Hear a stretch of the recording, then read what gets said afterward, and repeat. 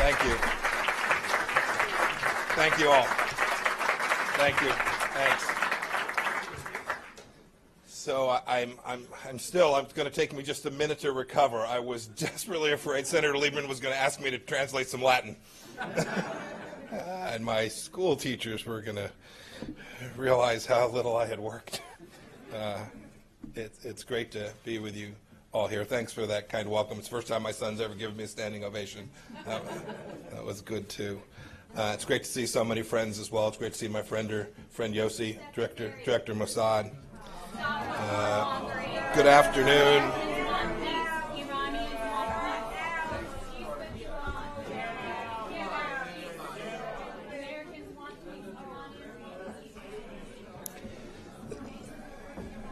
This is the second time I've had someone interrupt a speech on this topic, and I reminded them all that it would be wonderful, that it would be a wonderful thing if they could protest like that in the country of Iran, if they had that kind of First Amendment freedom.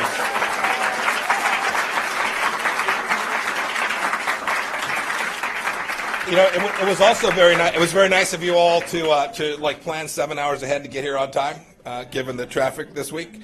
Thank you for being so brave and getting out in all of this.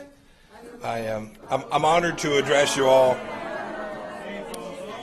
I especially do want to say a thank you. I mentioned Senator Lieberman before. Thank you for the invitation, Senator Lieberman. It was most kind of you to include me today. I know, too, that you'll hear from Ambassador Bolton today. He and I share the President's vision for how to move forward on this incredibly important issue. We will continue to be an uncompromising voice for national security sanity, just as you were, Senator Lieberman, during your time in service to the country. It's an appropriate but sad irony that we're talking about Iran during the 73rd UN General Assembly. So many times over the years, during the UN, Iranian regime leaders and diplomats have used this occasion to turn on their charm offensive, with foreign governments obscure what they're really up to at home and abroad. Iranian President Rouhani, who has been tweeting the last hour, and Foreign Minister Zarif and other Iranian figures take this opportunity to present themselves as moderate statesmen indeed. But the world knows the truth, that their polished diplomatic wallets is a transparent trick to take responsible nations and try and make them think that maybe they aren't so bad. In actuality, these are two of the highest-ranking officials of a regime which brazenly defies the vision of the United Nations, the requirements of international law, and the principles of national sovereignty. The Iranian regime's track record over the past 40 years has revealed it is among the worst violators of the UN Charter and UN Security Council resolutions. Perhaps indeed the worst violator. It is truly an outlaw regime. Let's look at the UN Charter. It calls for our nations to live together in peace with one another as good neighbors. And where there is a threat to peace, it requires UN member states to carry out decisions made by the Security Council as to what must be done to address that threat. Has Iran lived together with other nations in peace? Has it been a good neighbor? Has it contributed to the maintenance of international peace and security by fully abiding by the decisions of the Security Council? Let's take a little walk around the world, and you'll see the answer is a deafening no. Let's start with Europe. Just a few months ago, authorities across Europe arrested several Iranian operatives, including an Iranian official based in Austria. As part of a plot to plant a bomb at a political rally in France, they grabbed this guy. It happened just as the regime has been putting a full court press on European countries to stay in the nuclear deal. As a just response to this support for terrorism, a few weeks ago, our ally France indefinitely postponed all non-essential diplomatic travel to Iran. It's a good first step, and I thank France for that. We hope to see more actions like this from other European nations. We must put pressure on the regime to rein in its destruction and demand that Iran act like a normal country. Unfortunately, just last night, I was disturbed and indeed deeply disappointed to hear remaining parties in the deal announce they are setting up a special payment system to bypass U.S. sanctions. This is one of the most counterproductive measures imaginable for regional and global peace and security. By sustaining revenues to the regime, You are solidifying Iran's ranking as the #1 state sponsor of terror, enabling Iran's violent export of revolution, and making the regime even richer, while the Iranian people scrape by. I imagine the corrupt Ayatollahs and the IRGC were laughing this morning. This decision is all the more unacceptable, given the litany of Iranian-backed terrorist activity inside of Europe. In 2012, 4 Quds Force operatives entered Turkey to attack Israeli targets, but the attack was thankfully disrupted by Turkish authorities. That same year, Lebanese Hezbollah, one of the regime's most loyal proxies, bombed a bus in Bulgaria carrying 6 Israeli tourists. 6 were killed, including a driver, and at least 32 were wounded. In 1992, Iran provided logistical support to Lebanese Hezbollah operatives who assassinated 4 Iranian Kurdish dissidents at a cafe in Berlin. But Iran's state-supported lawless terror is not confined to Europe. It's all over. Our journey continues to Africa. In 2013, 3 Iranian operatives were arrested in Nigeria for planning attacks against USAID offices, an Israeli business, a Jewish cultural center, and hotels frequented by Israelis and Americans. In 2012, 2 Quds Force operatives were arrested in Nairobi, Kenya, for planning bomb attacks against Western interests. 33 pounds of explosive materials were found. How about South America? In Uruguay in 2015, a senior Iranian diplomat was expelled for planning an attack near the Israeli embassy. In Buenos Aires, Argentina, Iran provided logistical support for 2 suicide vehicle attacks, one in 1992 and then again in 1994. These attacks killed a total of 114 people and wounded nearly 500, with the 1994 bombing being the deadliest terror attack in the history of Argentina. The next stop on the tour is Asia. In Kathmandu, in 2013, an Iranian traveling on a fake Israeli passport was arrested for conducting surveillance of the Israeli embassy. In New Delhi, in 2012, the Quds Force directed a bomb attack targeted at an Israeli diplomat. In Karachi, in 2011, Iranian operatives assassinated a Saudi diplomat. Since 2006, Iran has provided the Taliban with a broad range of arms, including rocket-propelled grenades, mortar rounds, rockets, and plastic explosives. Iran has tried to pull the same stunts right here on our continent. In 2011, the Quds Force supported a plan to assassinate the Saudi ambassador in the United States. This past August, the United States arrested 2 alleged agents of Iran for conducting covert surveillance and intelligence collection activities against Israeli and American targets here in the United States. In cyberspace, Iran has exploited the internet to inflame the fault lines of public opinion and to turn Americans against one another. Last month, Facebook, Twitter, Instagram, and YouTube collectively removed thousands of accounts originating from Iran for coordinating disinformation. In Australia, hackers linked to the IRGC have tried to steal sensitive research from universities. And of course, the Iranian regime has directed an array of violent and destructive activities to its neighbors in the Middle East. It provides Lebanese Hezbollah, a terrorist organization, with $700 million each year. Hezbollah is responsible for some of the most lethal terrorist attacks against Americans abroad in the Middle East.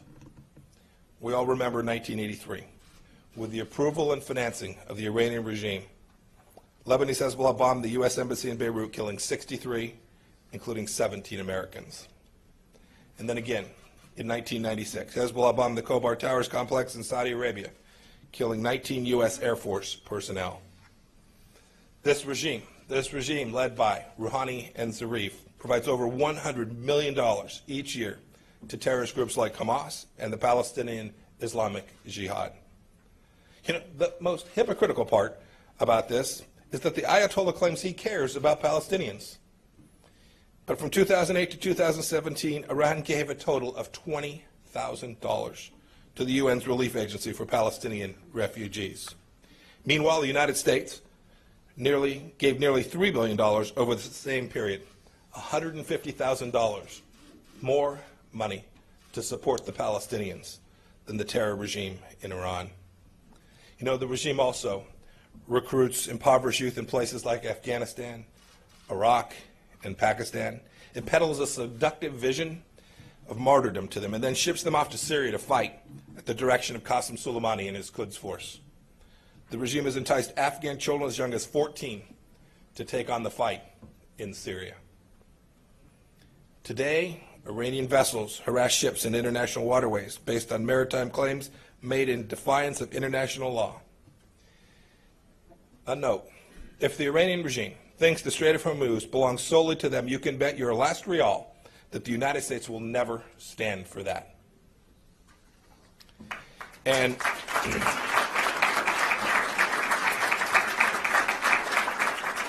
at about 170,000 rials to the dollar, you can be sure we are focused on making sure that international waterways continue to remain open for trade. Just a few weeks ago, Iran-supported militias in Iraq launched life-threatening rocket attacks against the U.S. Embassy compound in Baghdad and at the U.S. consulate in Basra. Iran did not stop these attacks, which were carried out by proxies it has supported and funded and trained, and militias with which it has provided weapons. The United States will hold the regime in Tehran accountable for any attack that results in injury to our personnel or damage to our facilities. America will respond swiftly and decisively in American lives, and we will respond against the source of the attack on American interests.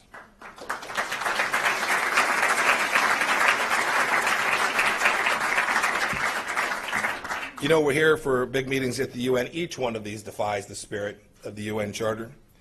But what about the letter of the UN Security Council resolutions? A tally confirms that Iran is truly an outlaw regime. The list is long. Resolution 1373 requires all member states to refrain from providing any form of support to entities involved in terrorist acts. Resolution 1701 requires all UN member states to prevent the direct or indirect supply by its nationals from its territory of weapons to Lebanon, with just a handful of exceptions. But neither of these exceptions has stopped Iran from arming Lebanese Hezbollah. Exports of arms from Iran are prohibited by UN Security Council Resolution 2231. And yet, arms for the Houthis move in violation of that command from the United Nations. From 2006 to 2010, the UN Security Council passed 6 different resolutions governing Iran's nuclear and ballistic missile programs. But from 2017 to 2015, the IAEA Board of Governors issued no less than 33 reports outlining Iran's non-compliance with each of those resolutions. UN Security Council Resolution 1929 stated that, quote, Iran shall not undertake any activity related to ballistic missiles capable of delivering nuclear weapons. But Iran continued multiple ballistic missile launches between 2010 and 2015, every one of them in flagrant violation of UN Security Council resolutions. And even when, in connection with the JCPOA sanctions relief, the Security Council superseded this provision in UN Security Council Resolution 2231 with a call upon Iran not to undertake any activity related to such missiles. Iran's pace of missile activity, missile launches and tests did not diminish. Iran has conducted multiple ballistic missile launches since January 2016, when the deal was first implemented. Today, Iran has the largest ballistic missile force in the Middle East, each of those ballistic missiles costing more than $1 million. And that leads me to wonder how the struggling people of Iran feel about a missile program that drains their public treasury and causes economic sanctions that constrict their prosperity. You know, recently the UN Working Group on arbitrary detention has concluded that the government of Iran has no legal basis for the arrest and detention of American graduate student Wang Shiwei. Last year, the UN Working Group called for the immediate release of another American, Siamak Namazi, who was arbitrarily arrested in 2015 while visiting his parents in Iran. In 2016, the Working Group also concluded that Bob Levinson, who has been missing in Iran for more than 11 years now, was arrested without legal grounds and should be immediately released. We continue to press Iran to uphold its commitment to assist the United States in locating Bob so he can return to his family. All these Americans and the others wrongly detained must come home.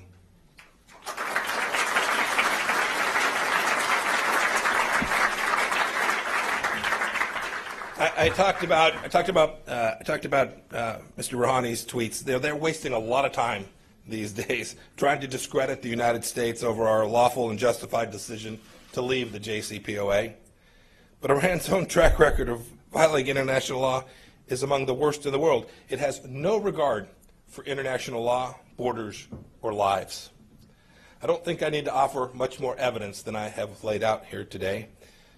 These are destructive activities undertaken by Iran at a global scope. It is therefore incumbent on every country to join our efforts to change the regime's lawless behavior. The ongoing, multinational, multi-continental nature of Iranian malign activity leaves no room for indecision. The United States will continue to coalesce international efforts to change Iranian behavior through pressure, deterrence, and support for the Iranian people. We want every single country on board. This is among the President's top diplomatic priorities. The consensus that already exists on Iran non-nuclear activities is reflected in Security Council resolutions, the ones I just mentioned. But enforcement of those resolutions should be the bare minimum we ask of every nation. In the wake of President Trump's decision to pull the United States out of the nuclear deal, countries are now facing a choice of whether to keep doing business in Iran. Reimposing sanctions and discouraging international business with Iran is not something we're doing out of spite. This is a necessary security measure. The regime must no longer be allowed to get its hands on billions of dollars that has already proven it will spread around the world to its client states, rebel groups, and terrorists. Doing business in Iran only pours money into a regime that hoards it for itself and misuses it for violent ends. This all happened, of course, during the JCPOA. For decades, the world has sought to achieve the elusive goal of a stable Middle East. What better way to proceed toward it than denying the resources toward the regime most responsible for instability in the region?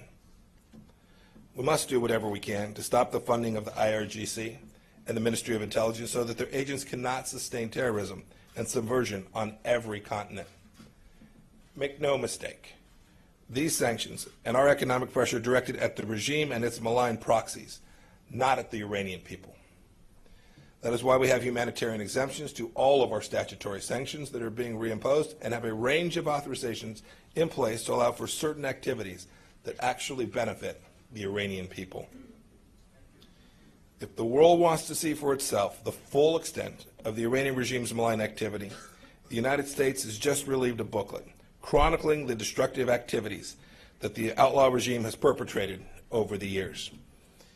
Please go online, take a look. It has a great and detailed list. It is a great resource, too, for anyone who wants to see what revolutionary priorities are like, what the regime really is all about.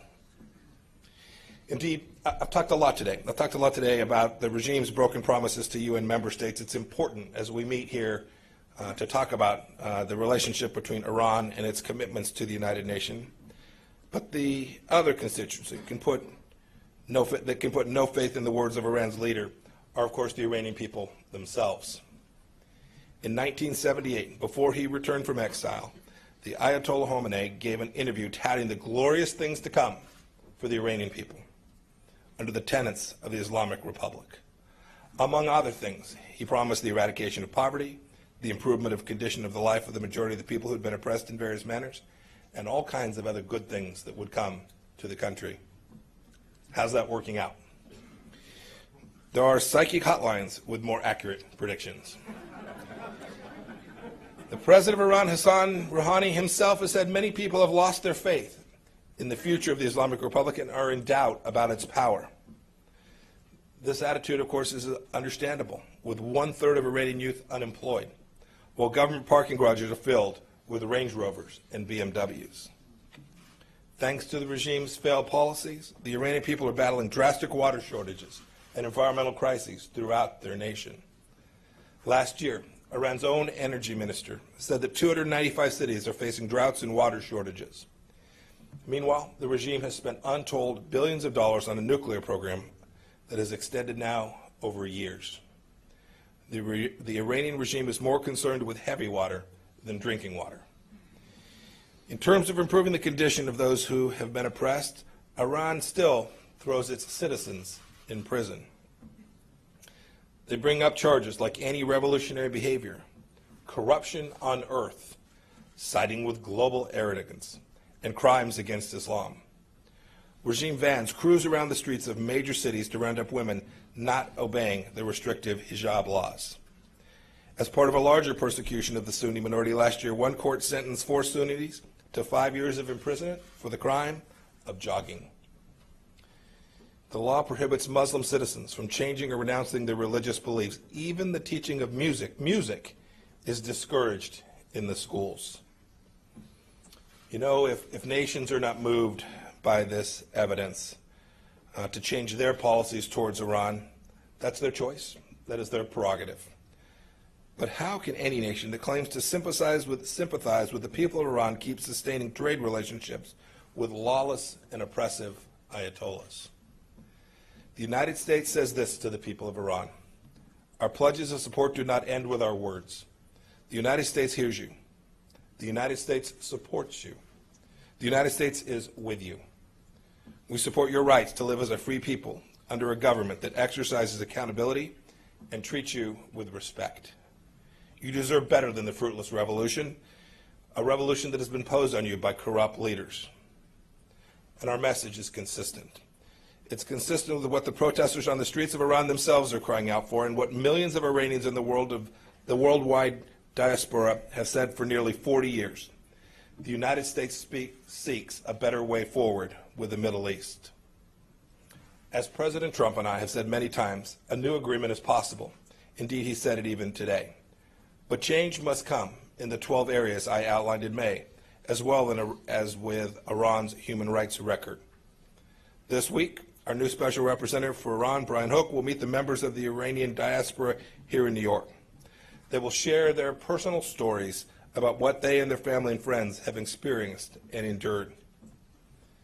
Be sure, all Iranians who long for a normal government in Iran should be heard. We will continue these conversations to let the Iranian regime know unambiguously whose side we are on.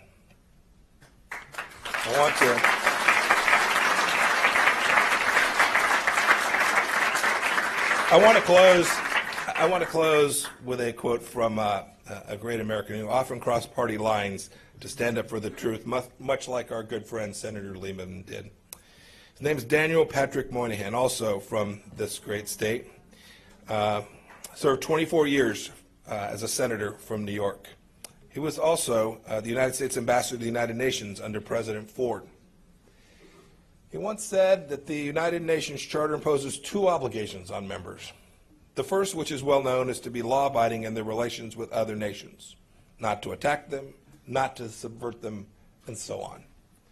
But there's a second obligation, which is very simply is to be law-abiding in the treatment of one's own citizens as well. Iran has failed on both obligations. Ambassador Moynihan also once said, everyone is entitled to his own opinions, but not to his own facts. The fact is that Iran's charm offensive behind closed doors cannot cover up its string of broken promises in the Security Council chamber. The fact is that the Iranian regime robs its own people to pay for death and destruction abroad. The fact is that the outlaw Iranian regime has sabotaged the ability of the people on every continent to live in peace and dignity, including its own country. The United States asks every nation to come to terms with these facts and hold Iran accountable in ways that it has not been held accountable to date. Only then can we take new and true steps towards greater security for our own peace-loving people and greater liberty for those inside of Iran. Thank you. God bless you all.